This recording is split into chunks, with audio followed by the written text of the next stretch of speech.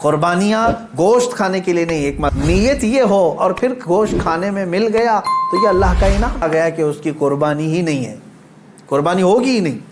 1000 بقرعید آئیں، 1000 عید الفطر آئیں، تمہارے لیے کون سی عید ہے؟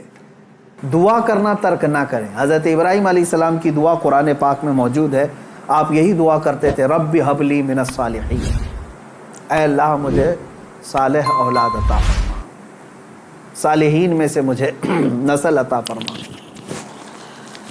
حضرت ابراہیم علیہ الصلاۃ والتسلیم کی اس دعا کو قرآن پاک میں بھی آپ تلاوت میں پائیں گے۔ حضرت ابراہیم علیہ الصلاۃ والتسلیم کی اس دعا کو اللہ تبارک و تعالیٰ نے قبول فرمایا، اور پھر اللہ تعالیٰ نے ارشاد فرمایا کہ ہم تمہیں ایک بیٹا عطا کرتے ہیں۔ وہ کیسے معاملات ہوئے یہ بھی دیکھیے۔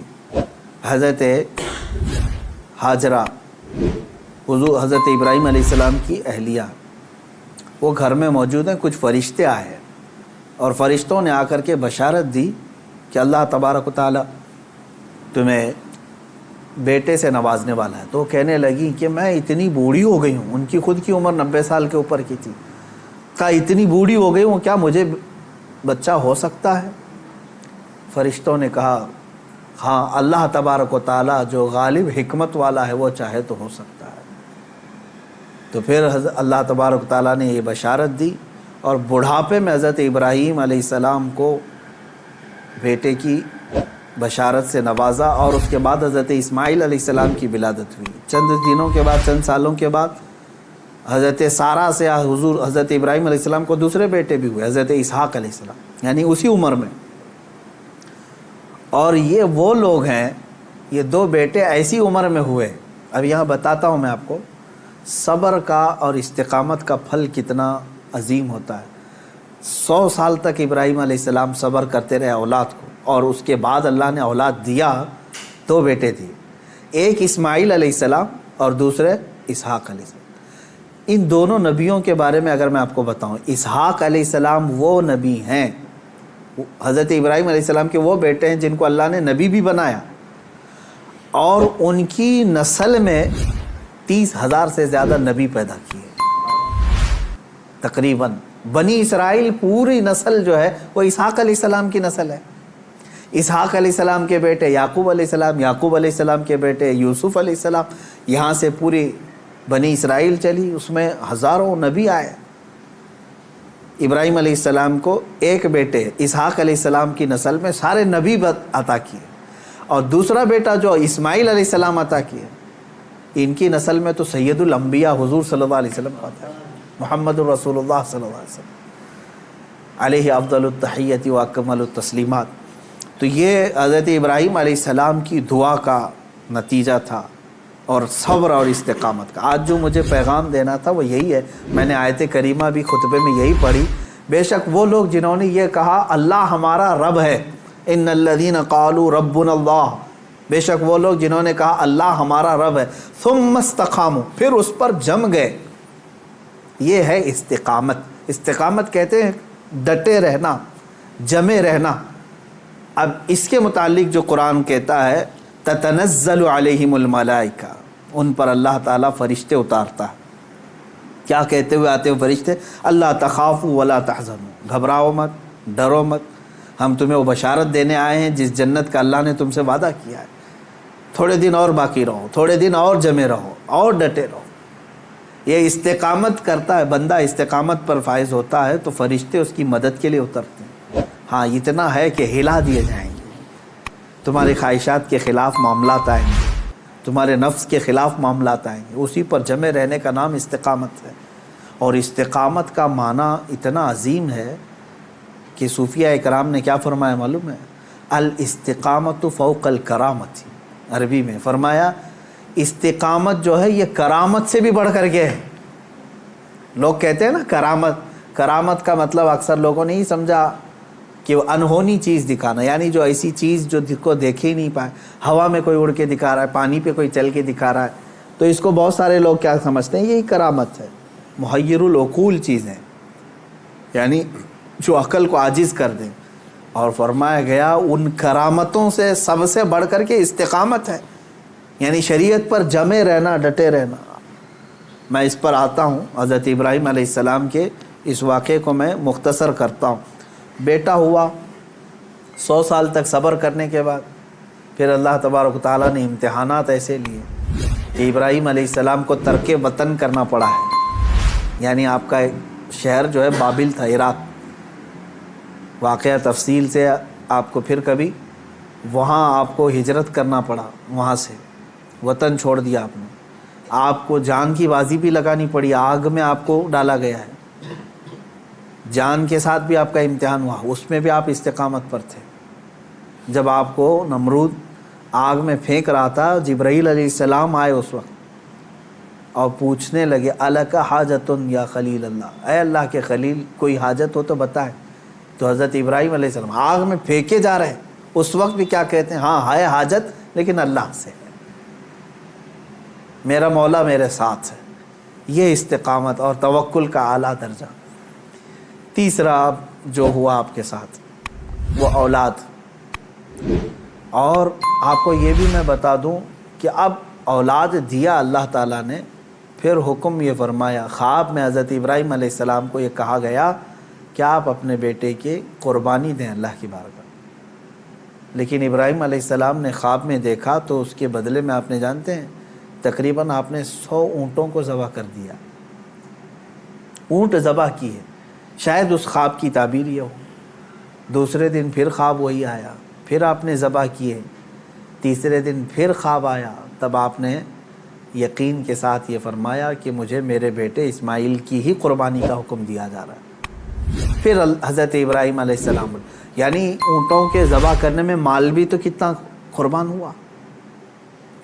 تو اب میں جو بتانا چاہ رہا ہوں، اب وہ آخری بات سنیں۔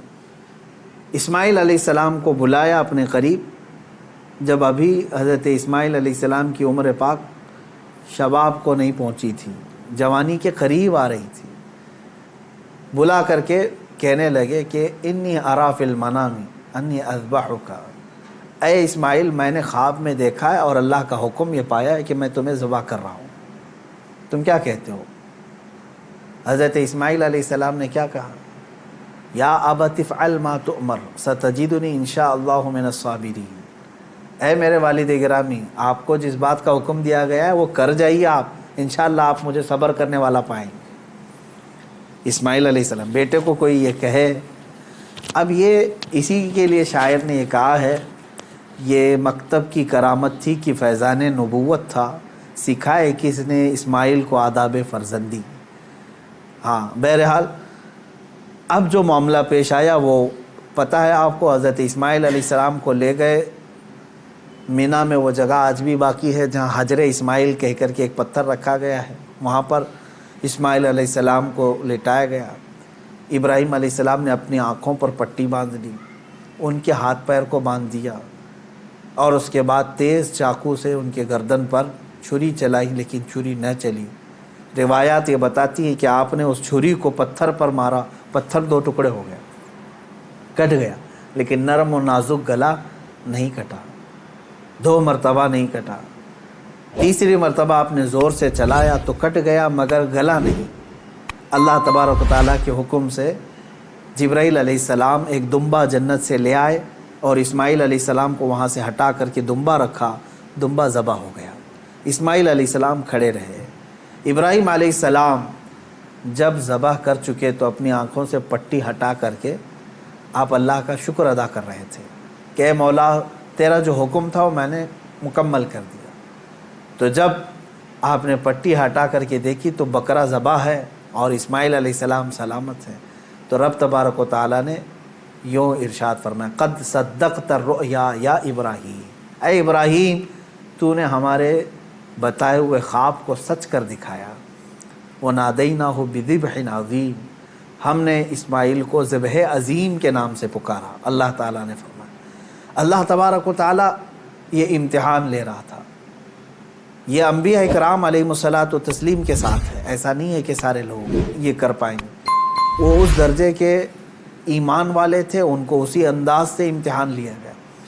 اب جو بات 2 چیزیں عرض کرنی ہے، پہلی بات تو یہ ہے کہ بعض مفسرین نے اور عاشقان رسول نے اس میں پیارا نقطہ یہ بیان فرمایا، گلا نہ کٹنا، زبان نہ ہونا کیا وجہ تھی؟ تو فرمایا گیا اس لیے کہ اسماعیل علیہ السلام کی پیشانی میں نور محمدی تھا۔ حضور اکرم صلی اللہ تعالیٰ علیہ وسلم کا نور پاک تھا، انہی کی نسل میں حضور تشریف لائے، ابھی دنیا میں نور محمدی کو آنا تھا۔ اب بعض مفسرین اس بات پر ہی نہیں رکتے بلکہ ان تمام چیزوں کو اوپر تک لے جاتے ہیں۔ ابراہیم علیہ السلام کو آگ نے نہیں جلایا، وہاں پہ بھی نور محمدی ان کے پیشانی میں تھا۔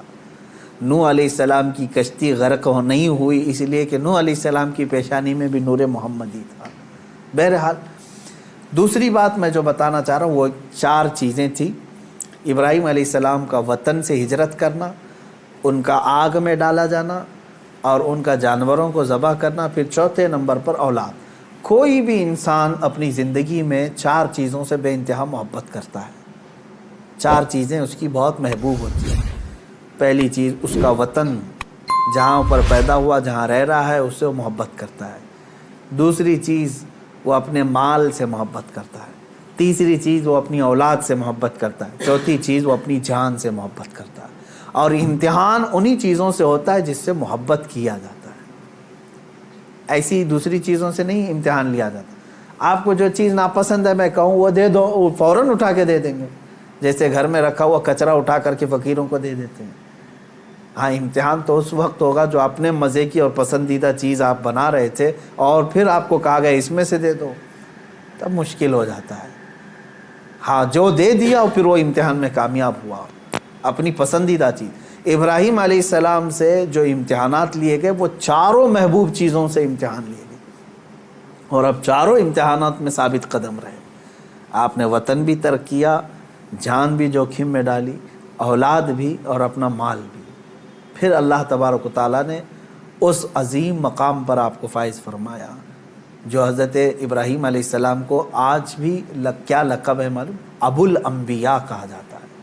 ابو الانبیاء یعنی نبیوں کے باپ ہیں۔ اب عزیزان گرامی، ان واقعات میں میرے سنانے کا مقصد یہ تھا کہ ہمارے بچوں تک یہ واقعہ پہنچ جائے تفصیل سے، پھر آپ اپنے گھروں میں اپنی اولاد کو سنائیں ضرور۔ لیکن اس پورے واقعے سے ایک جو جذبہ ملتا ہے وہ ہے استقامت کا۔ یہی میرا میسج ہے آج کا، یہی میں پیغام دینا چاہتا ہوں۔ کسی بات پر جمے رہنا، ڈٹے رہنا، یہ انبیاء کی سنت ہے۔ ہاں، ہلا دیے جائیں گے، تمہیں تکلیف میں ڈالا جائے گا، لیکن جمے رہو گے تو اسی طرح کے انعامات کی بارشیں بھی ہوں گی۔ آپ کو پتہ ہے حضرت بلال حبشی رضی اللہ تعالیٰ عنہ کو جب مکہ والے زنجیروں میں جکڑتے تھے یا پھر رسی باندھ کر کے مکہ کی گلیوں میں کھینچتے تھے، صحابہ اکرام حضور صلی اللہ علیہ وسلم کی بارگاہ میں تشریف لائے، عرض کرنے لگے یا رسول اللہ صلی اللہ علیہ وسلم کیا ہم حق پر نہیں ہیں؟ حضور نے فرمایا کیوں نہیں؟ کہا پھر کیوں ہمیں اتنی تکلیف دی جاتی ہے؟ کیوں ہمیں اس طرح سے غریب صحابہ کو مارا جاتا؟ ہم حق پر ہیں تو پھر یہ ہمارے اوپر حاوی کیوں ہوتے ہیں؟ اب سنیں، بہت سارے لوگوں کا آج بھی سوال یہی ہے کہ آج ہم اتنی بڑی تعداد میں ہیں، ہم ہی خدا کی عبادت کرتے ہیں، ہم ہی رسول پاک کی رسالت کا اقرار کرتے ہیں، قرآن کے قاری ہم ہیں، اذان کے دینے والے ہم ہیں، نمازوں کے قائم کرنے والے ہم، تکلیف ہم ہی کو سب سے زیادہ ہے، مارے جا رہے ہیں ہم ہی سب سے زیادہ آج دنیا میں۔ یہ سوال آج بھی گردش کرتا ہے۔ صحابہ بھی یہ سوال لے کر کے حضور پاک صلی اللہ علیہ وسلم کی بارگاہ میں حاضر آئے۔ میرے آقا صلی اللہ علیہ وسلم نے جواب میں جو ارشاد فرمایا وہی ہم سب کے لیے بھی آج عبرت ہے، وہی آج ہم سب کے لیے بھی درس ہے۔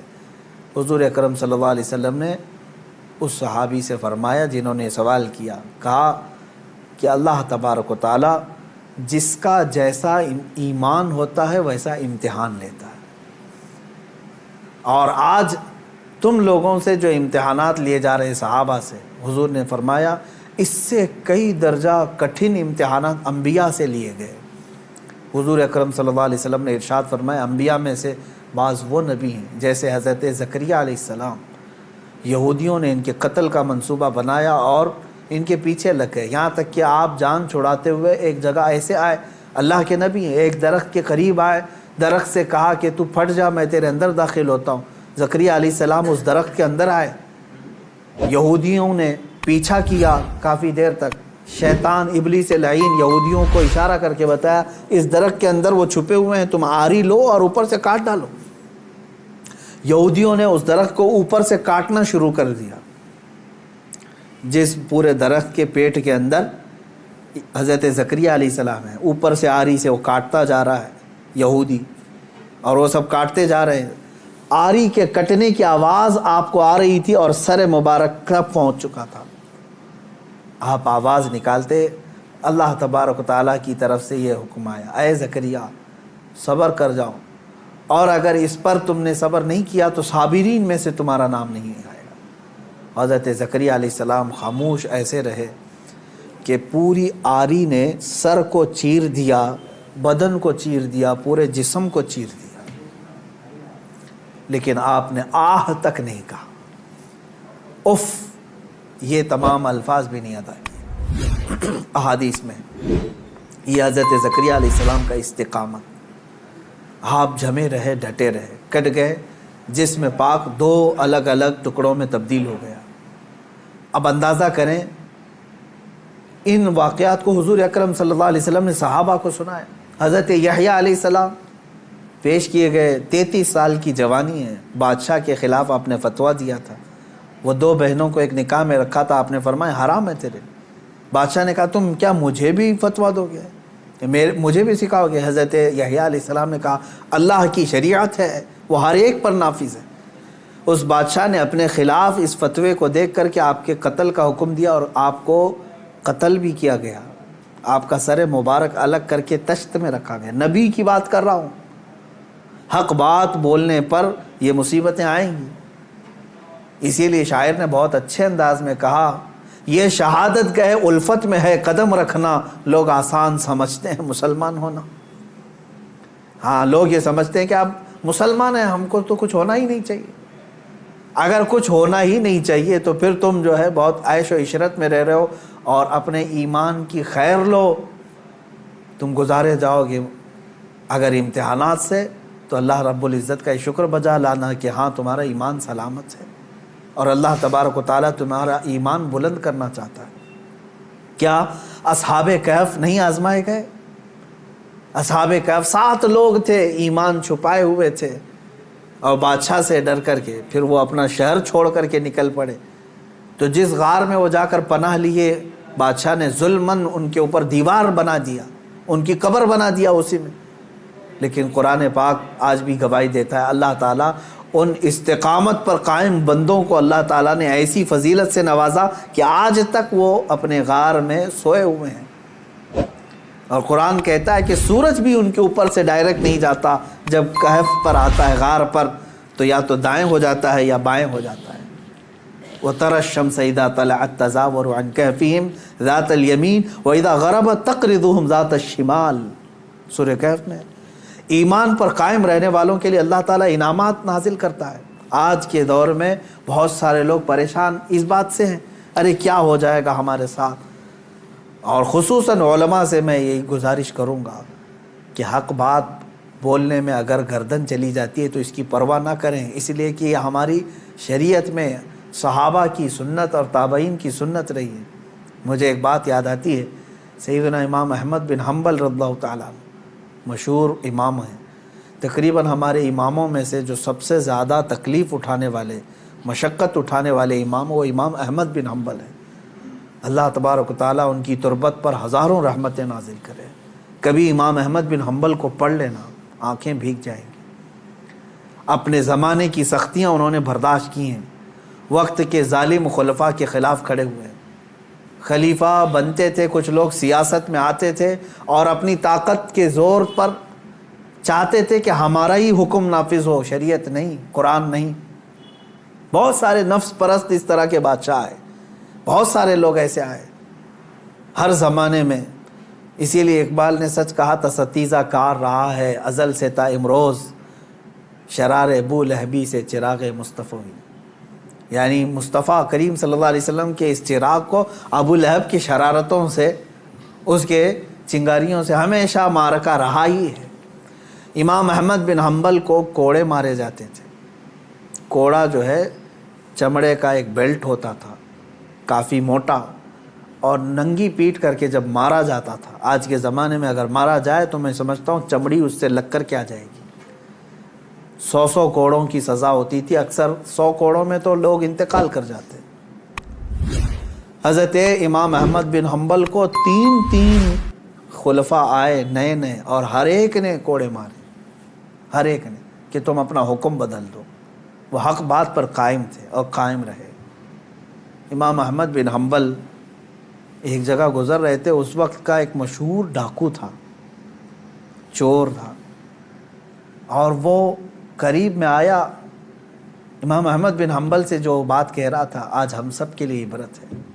اس نے کہا، اے احمد بن حنبل، 300 کوڑے کھائے تم نے، 100 200 300، مجھے دیکھو میں نے تقریباً چوری کے جرم میں 1500 کوڑے کھائے، لیکن ابھی بھی چوری چھوڑا نہیں میں۔ چوری کرتا پکڑا جاتا، چوری پر اتنے 100 کوڑے نہیں مارے جاتے، کبھی 20 کوڑے، کبھی 25 کوڑے، کبھی 40 کوڑے، قاضی اس طرح لگاتے رہے۔ تو وہ گن کے رکھا ہوا ہے، وہ کہتا ہے میں نے اب تک 1500 کوڑے کھا لیے لیکن ابھی چوری چھوڑا نہیں ہوں۔ وہ کہتا ہے کہ میں 1500 کوڑے کھا کر کے چوری نہیں چھوڑا، تم 300 کوڑوں پر حق بات کو نہیں چھوڑ دینا۔ 100 کوڑے کھا کر کے استقامت اور حق بات سے تم ہٹ نہیں جانا۔ امام احمد بن حنبل رضی اللہ تعالیٰ عنہ اس بات سے بہت متاثر ہوئے، اور انہوں نے اس کو بیان فرمایا کہ اس کے ایک جملے نے مجھے اور بڑا حوصلہ دے دیا۔ آج میں یہی کہتا ہوں میرے عزیزوں، لوگ جیل جاتے ہیں ریپ کیس میں، لوگ پکڑے جاتے ہیں چوری میں، ڈکیتی میں، مرڈر کیس میں، اور پھر چھوٹ کر کے آتے ہیں، پھر بھی نہیں چھوڑتے، پھر ان جرائم میں ملوث رہتے ہیں۔ نشے والوں کو دیکھو، پکڑے جاتے ہیں، مارے جاتے ہیں، اندر لاک اپ میں رکھے جاتے ہیں، پھر آتے ہیں، چھوٹتے ہیں، پھر وہی کام کرتے رہتے ہیں۔ میں علماء سے اور اہل حق سے یہی کہوں گا کہ جب جرائم پیشہ لوگ سزا پا کر کے بھی اپنے جرائم سے نہیں ہٹ پاتے، تو تمہیں تو آج حق بولنے پر اب تک کوئی سزا تو نہیں ملی۔ ہونا یہ چاہیے کہ اگر حق بات بولنے پر مجھے سزا بھی مل جائے تو میں حق بات پھر سر چڑھ کر کے بولوں گا، کہ پھر میں پھانسی کے پھندے پر بھی بولوں گا، تختہ دار پر بھی بولوں گا۔ یہ حق بات اور جرأت کے ساتھ بولنے کی ہر ایک کے اندر اللہ توفیق عطا فرمائے۔ آج سخت ضرورت ہے۔ میں مسلمانان ہند سے یہ کہوں گا، اب حالات ایسے ہیں کہ تمہارے استقامت کا امتحان ہوگا، تم ایمان پر کتنے ڈٹے ہو، تم شریعت مصطفیٰ صلی اللہ تعالیٰ علیہ وسلم پر کتنے جمے ہو، یہ تمہیں آزمایا جائے گا۔ آج بہت سارے صلح کلی وہ ہیں، سیکولر جو اپنے آپ کو کہتے ہیں، وہ یہ بھی اچھا وہ بھی اچھا، چھوڑو میاں کائے کا فساد۔ ہم کوئی فساد کی بات نہیں کر رہے ہیں، ہم صرف اتنی بات کہہ رہے ہیں جس نبی کا تم نے کلمہ پڑھا ہے اس نبی سے وفاداری کرو، اس رسول پاک صلی اللہ تعالیٰ علیہ وسلم کے پورے ہو جاؤ۔ تم اپنے ماں باپ کے خلاف گالیاں سننا نہیں چاہتے اور حضور پاک صلی اللہ علیہ وسلم پر گالیاں دی جاتی ہیں، تب تم کہتے ہو نہیں یہ سیکولر چیز ہے، سب چلتا ہے۔ معاذ اللہ رب العالمین، ایسی سیکولر بھاڑ میں جائے، اور ایسی سیکولرزم سے ہم پناہ مانگتے ہیں، اللہ کی پناہ، ایسی منافقت سے جس میں بندے کا ضمیر اور اس کا ایمان ختم ہو جاتا ہے۔ اے میرے عزیزو، استقامت کو سیکھو اور اس پر قائم رہو، جمے رہو۔ صحابہ اکرام کی تاریخ پڑھو گے، تابعین، اولیاء کاملین کی تاریخ پڑھو گے، تمہیں پتہ چلے گا۔ میں بار بار اپنی تقریروں میں ذکر کرتا رہتا ہوں، علامہ کفایت علی کافی رحمۃ اللہ علیہ، مجاہد آزادی، ایسے بزرگ عالم دین ہیں جن کو انگریزوں نے پکڑ کر کے گرفتار کر کے اپنے قلعے میں رکھا، تقریباً 7 دن تک آپ کے جسم پر گرم استری پھیرتے تھے، گرم کر کے استری کو، پریس جو ہوتی ہے اس کو جسم پر پھیرتے تھے، چمڑی جل جاتی تھی، اور جب رات کا وقت ہوتا تھا تو ان جلی ہوئی چمڑیوں پر وہ انگریز نمک چھڑکتے تھے، جسم پر نمک مارتے تھے، اور اس کے باوجود اتنے پر کم نہیں، اسی کافی رحمۃ اللہ علیہ کو بھرے چوک پر بازار میں پھانسی کے پھندے پر انہوں نے لٹکایا۔ ایک جم غفیر نے دیکھا، مجمع عام میں آپ کو پھانسی پر لٹکایا جا رہا تھا، لیکن ذرا برابر بھی پیشانی پر شکن ہے، چہرے پر ملال ہے، کہیں کوئی افسردگی ہے، پشیمانی ہے، کچھ نہیں ہے، کھلا چہرہ، تختہ دار پر جانے والا بھی عاشق رسول یہ گنگناتے ہوئے جاتا ہے، کوئی گل باقی رہے گا نہ چمن رہ جائے گا، پر رسول اللہ کا دین حسن رہ جائے گا، اطلس و کم خواب کی پوشاک پہ نازا نہ ہو، اس تنے بے جان پر خاکی کفن رہ جائے گا، سب فنا ہو جائیں گے، سب فنا ہو جائیں گے وہ لیکن حشر تک، سب فنا ہو جائیں گے کافی وہ لیکن حشر تک، نعت حضرت کا زبانوں پر چلن رہ جائے گا۔ یہ حضرت کفایت علی کافی رحمۃ اللہ تعالی علیہ کی استقامت ہے۔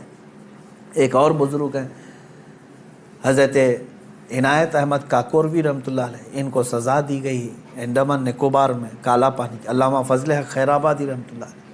کچھ وہ علماء بھی ہیں جن کو ایسی سزائیں دی گئی تھی کہ ریڑھ کی ہڈی توڑ دی گئی تھی، وہ کھڑے نہیں ہو سکتے تھے، یعنی ان کو 5-5 6 سال تک ایسی جگہ پر بٹھایا گیا کہ ان کی گردن سیدھی نہیں ہو سکتی تھی، چھت اتنا نیچے کر کے ان کو اس طرح سے رکھا گیا کہ پوری کمر کی ہڈی سے لے کر کی گردن تک مڑ چکی تھی۔ ایک انگریز وہ خود اپنی کتاب میں لکھتا ہے کہ دلی کی سرزمین پر میں اپنے ایک بڑے آقا سے ملنے کے لیے گیا تو اس کے گھر میں کباب کی بو آ رہی تھی، میں نے پوچھا اتنی رات گوشت کی بھوننے کی خوشبو کہاں سے؟ تو اس نے اپنے گھر کے پیچھے والا دروازہ کھول کر کے بتایا وہاں پر علماء اہل سنت کو آگ سے داغا جا رہا تھا، گرم کوئلے لگائے جا رہے تھے، وہ ان کے بدن پر لگنے والی گوشت کی بو پورے گھر میں محسوس کی جا رہی تھی۔ انگریزوں نے تاریخ میں لکھا ہے۔ میرے عزیزوں، ان تمام حالات کو بھی فیس کیا ہمارے علماء اہل سنت نے، لیکن وہ ٹس سے مس نہیں ہوئے، اپنا دین نہیں بیچا، اپنے ایمان کا سودا نہیں کیا، نہ جا کر کے گستاخان رسول کے پیروں میں ان کی دھوتیوں میں چھپ کر بیٹھے رہے، نہ مال لے کر کے انہوں نے اپنے دین کا سودا کیا۔ آج بھی جس کی غیرت زندہ ہے، جس کا ضمیر جاگ رہا ہے، میں ان سے کہوں گا کہ اس قربانی میں آپ یہ محسوس کریں کہ اس قربانی کا سب سے بڑا میسج استقامت ہے، دین پر قائم رہنا۔ اللہ تبارک و تعالیٰ بڑے سے بڑے امتحانات اگر لے، اس پر ثابت قدم رہنے کی دعا بھی اسی سے مانگے۔ اور آج کے زمانے میں جو حالات ہمارے بنائے جا رہے ہیں، اس میں بھی بھیک مانگو رب ذوالجلال سے، خیرات میں مانگو اے اللہ، حالات اب ایسے آ گئے کہ لوگ ایمان پر قائم رہنا ان کا مشکل ہو گیا ہے، دین پر قائم رہنا مشکل ہو گیا ہے، کفار و مشرکین نے زمین تنگ کرنا شروع کر دیا۔ یہ ہماری شامت اعمال بھی ہے اور اللہ تعالیٰ کی طرف سے امتحان بھی ہے۔ تمہارے لیے اب اذانیں مشکل کر دی جائیں گی، نمازیں مشکل کر دی جائیں گی، تمہارے چہرے پر داڑھی اب لوگوں کو کھٹکنے لگی، تمہاری ٹوپیاں گڑھنے لگ گئی، تمہاری تعلیم سے ان کو نفرت ہونے لگ گئی، اب قرآن تک آ گئے، قرآن کی آیات کو اب زیر بحث لایا گیا۔ اب ٹی وی میں، میڈیا میں اب جو ڈیبیٹ چلے گا وہ قرآن کی آیتوں کو لے کر کے۔ اب تک مجھے بتاؤ، یہ سوشل میڈیا ہو یا ٹی وی ڈیبیٹ ہو، یہاں دوسری کوئی مذہبی کتابیں نہیں لائی جاتی کبھی ڈیبیٹ میں؟ آج تک سنا کبھی آپ نے تلمود کو، اولڈ ٹیسٹمنٹ کو، بائبل کو موضوع بحث بنایا گیا، وہ اس میں ایسی آیتیں، اس میں ایسی آیتیں؟ آج تک کبھی سنا آپ نے؟ یا پھر ہندوؤں کی مقدس کتابیں، چائنیز کی جو مقدس کتابیں، بدھزم کی جو مقدس کتابیں، نہیں لایا جاتا۔ موضوع بحث اگر کوئی چیز ہے تو قرآن عظیم ہے۔ آج قرآن پاک کو ٹارگٹ کیا جاتا ہے، اس کی آیتوں پر بحث کیا جا رہا ہے۔ کیا ہو گیا مسلمانوں کو؟ آج تمہارا امتحان ہے۔ ہاں، کسی وقت اگر موقع آیا تو میں ضرور پیش کروں گا۔ یہ جن آیات کو لے کر کے آج بحث کر رہے ہیں، تقریباً سارے مذہب کی کتابوں میں یہ میسج ملے گا۔ جہاد کے متعلق باتیں کرنے کے لیے قرآن پاک کو یہ ٹارگٹ بناتے ہیں اور کہتے ہیں کہ اس میں جہاد اور لوگوں کو قتل و غارت کرنے کی تعلیم دی جاتی ہے۔ یہ جن جن آیتوں کو کوٹ کرتے ہیں، میں چیلنج کے ساتھ کہتا ہوں اسی طرح کا میسج میں ہندوؤں کی کتاب میں بھی بتا سکتا ہوں اور عیسائیوں کی کتابوں میں بھی بتا سکتا ہوں، لیکن جانبداری ایسی ہے کہ ان کتابوں کو چھوا بھی نہیں جاتا، بات بھی نہیں کی جاتی۔ قرآن پاک پر آج سب حرزہ سرائی کرنے پر مشغول ہیں۔ میں علماء سے کہتا ہوں، ہزاروں کی تعداد میں علماء اہل سنت موجود ہیں، عشاقان رسول موجود ہیں۔ اب تمہارے استقامت کا امتحان ہے، جمے رہو، ایمان پر ڈٹے رہو۔ آ جاؤ مصطفیٰ کریم صلی اللہ تعالیٰ علیہ وسلم کے اخلاق حسنہ پر۔ تم نے دنیا بہت دیکھی، عیاشیاں بہت کر لیں، فیشن شو بہت کر لی، اپنے نفس کو بہت راضی کر لیا، کچھ مصطفیٰ کریم صلی اللہ علیہ وسلم اور ان کے رب ذوالجلال کو راضی کرنے کے لیے بھی کام کر لو۔ تم نے کپڑے پہنے اپنے نفس کو راضی کرنے کے لیے اور چند شیاطین کو اور چند دوستوں کو راضی کرنے کے لیے، اپنے چہرے کی حیت بنائی، اپنے گھر بار کو بنایا چند لوگوں کو راضی کرنے کے لیے۔ اے مسلمانوں، آج اپنے رب ذوالجلال کو راضی کرنے کی طرف بھی تو قدم بڑھاؤ کہ میں جس کی طرف لوٹایا جانے والا ہوں اس کو بھی راضی کرنے کا میں کوئی تو کام کروں۔ میں چہرے میں، کپڑوں میں، اپنے لباس میں، اپنے گھر میں، اپنے کھان پین میں اللہ اور اس کے رسول کو راضی کرنے کی بھی کچھ کام کروں۔ بس آج کے دن میں اتنا ہی کہوں گا کہ آج جانور ذبح کر کے گوشت کھا لینا اور اپنے آپ کو خوشیوں میں گوشت کے الگ الگ ڈشیں بنا کر کے عید میں مشغول کر لینا، یہ عید کا مقصد نہیں ہے۔ عید کا اصل مقصد ہے اللہ کو راضی کرنا۔ وہ اگر راضی ہو گیا تو ہر دن تمہارا عید کا ہے، اور اگر وہ تمہارے اعمال سے ناراض ہے، چاہے 1000 بقرعید آئیں، 1000 عید الفطر آئیں، تمہارے لیے کون سی عید ہے؟ رب تعالیٰ اگر تم سے ناراض ہے، کون سی عید ہے؟ عید در حقیقت مولا کو منانا ہے، اس کو راضی کرنا ہے۔ قربانیاں گوشت کھانے کے لیے نہیں۔ ایک مسئلہ بھی جاتے جاتے بتا دوں، اگر کسی نے گوشت کھانے یا صرف گوشت کی نیت کر کے قربانی کی کہ آپ گوشت ملنے والا ہے، فلاں فلاں ڈش بننے والی ہے گھر میں، تو کہا گیا کہ اس کی قربانی ہی نہیں ہے، قربانی ہوگی ہی نہیں۔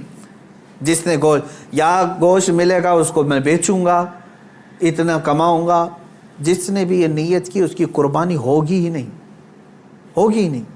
فرمایا گیا تقرب الی اللہ کی نیت ہونی چاہیے، میں قربانی کر رہا ہوں صرف اللہ کی رضا کے لیے، نیت یہ ہو، اور پھر گوشت کھانے میں مل گیا تو یہ اللہ کا انعام ہے۔ گوشت تو کھانا ہی ہے، ملتا ہی ہے آپ کو، لیکن نیت پہلے گوشت کھانے کی نہیں ہے، اللہ کو راضی کرنے کی ہے۔ رب تبارک و تعالیٰ راضی ہو جائے